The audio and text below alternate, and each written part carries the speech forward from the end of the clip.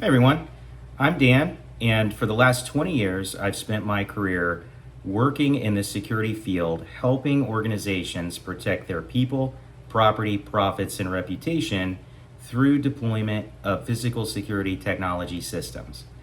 And so today, I would like to welcome you to my YouTube channel, the SecurityEvolution, where we explore those topics, including AI, surveillance, operational intelligence, emerging security technology trends, and how they're quietly changing the world around us.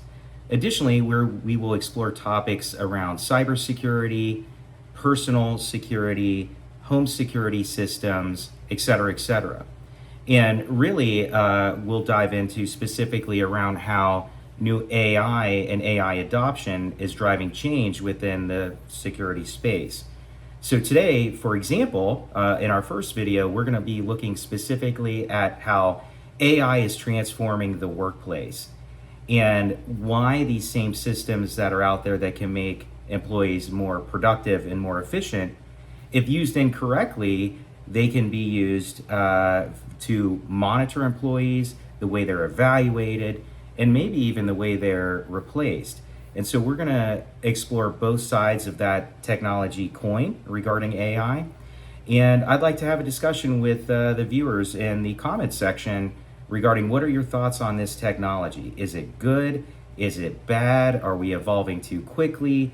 Is there some happy medium in between where it can be, everyone can be happy, organizations and employees can both be fulfilled with the use of this technology?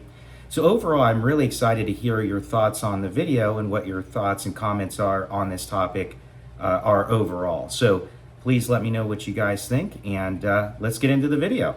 Talk to you guys soon. You show up to work tomorrow, clock in, open your laptop.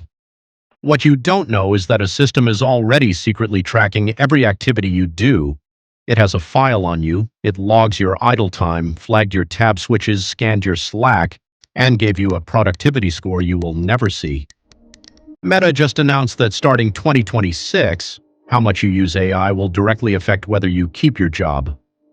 Goldman Sachs estimates AI is displacing 25,000 US workers every single month.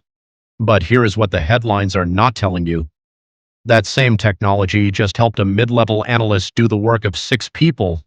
It caught a $2 million billing error a human missed. It told a manager their best employee was burning out 3 months before they would have quit.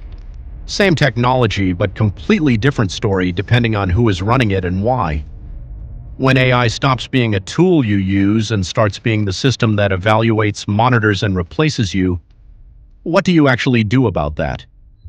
By the end of this video, you'll understand the hidden risk and opportunity nobody in the corporate world wants to talk about, one that could blow the entire thing apart from the inside.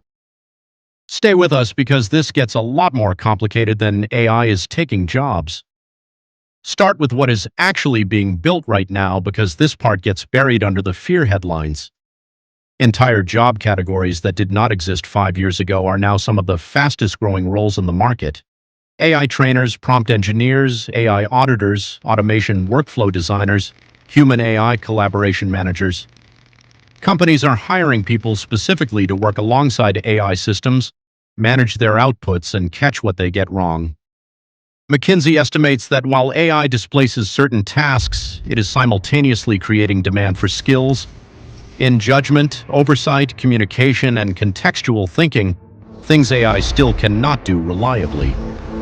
The World Economic Forum projects that AI will create 97 million new roles globally by 2025, even accounting for displacement. Goldman Sachs estimates AI is contributing to 25,000 US job displacements every month.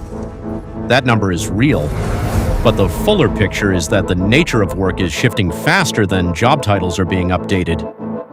People who understand how to direct AI, evaluate its output, and apply it to real business problems are becoming the most valuable people in almost every industry right now.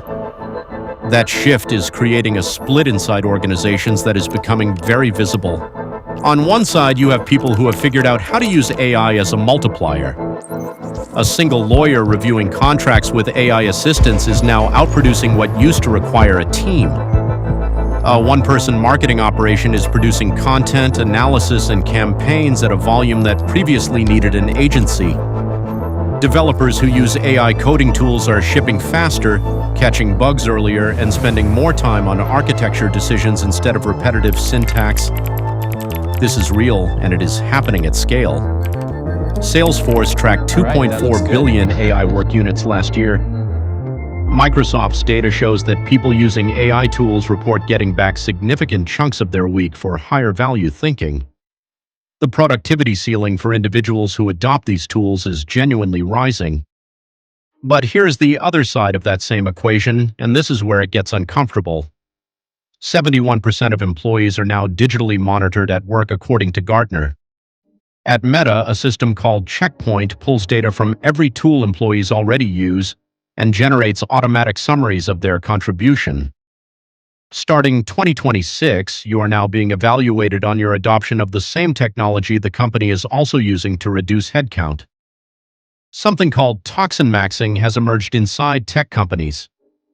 Workers race to log as many AI interactions as possible, not because the work is better for it, but because they know the system is watching that number and using it to judge their value. When the measurement becomes the goal, the work suffers. 56% of monitored employees report stress directly tied to being tracked. 70% of IP theft happens within 90 days of a resignation. When trust breaks down, people stop acting like stakeholders and start acting like they are on their way out.